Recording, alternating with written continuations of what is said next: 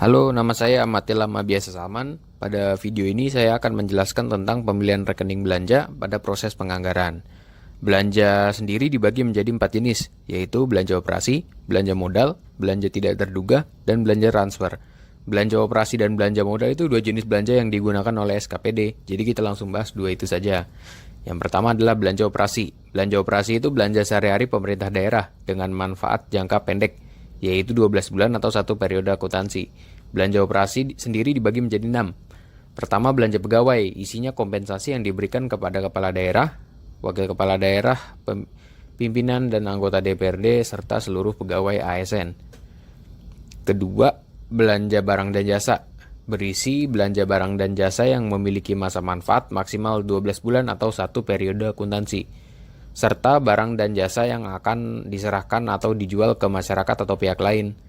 Ketiga, belanja bunga, digunakan untuk pembayaran bunga utang. Keempat, belanja subsidi, contohnya adalah pemberian subsidi kepada BUMD dan pemberian subsidi berupa bunga atau bagi hasil kepada usaha mikro kecil dan menengah pada perorangan.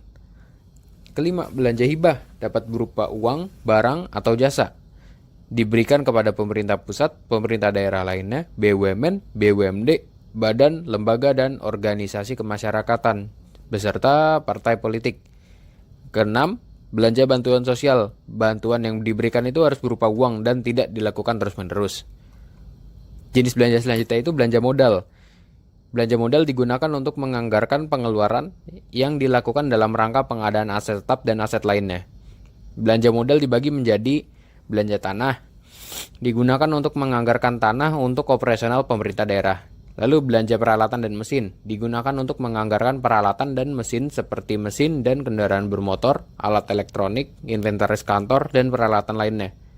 Belanja bangunan dan gedung, mencakup seluruh gedung dan bangunan yang dipakai dalam kegiatan operasional pemerintah daerah.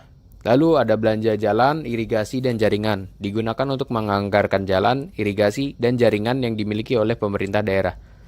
Lalu ada belanja aset tetap lainnya, digunakan untuk menganggarkan aset tetap lainnya yang tidak dapat dikelompokkan ke dalam aset tetap yang dimanfaatkan untuk kegiatan operasional pemerintah daerah.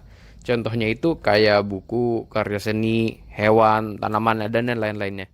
Syarat sebuah belanja dikategorikan menjadi belanja modal itu pertama, masa manfaatnya itu harus di atas 1 tahun atau satu periode akuntansi. Lalu mencapai batas minimal kapitalisasi. Untuk di Provinsi Kalimantan Timur sendiri itu 1,5 juta rupiah untuk peralatan dan perlengkapan kantor dan 20 juta rupiah untuk pengadaan gedung. Lalu bendanya itu harus ada berwujud, ada wujudnya gitu. Lalu biaya perolehan aset tetap dapat diukur secara andal, tidak dimaksudkan untuk dijual atau diserahkan kepada pihak lain atau masyarakat, diperoleh atau dibangun dengan maksud untuk digunakan, dan ada beberapa tambahan lagi. Yang pertama itu biaya yang dikeluarkan setelah perolehan awal aset tetap, seperti misalnya biaya rehabilitasi atau renovasi, itu termasuk belanja modal, asalkan memenuhi batas minimal kapitalisasi, serta memperpanjang masa manfaat, meningkatkan kapasitas, mutu produksi, atau kinerja. Kita ambil contoh aja pengecatan gedung. Walau biaya pengecatan gedung itu melewati batas kapitalisasi, tapi nggak termasuk belanja modal karena nggak menambah masa manfaat atau kapasitas dari gedungnya itu sendiri.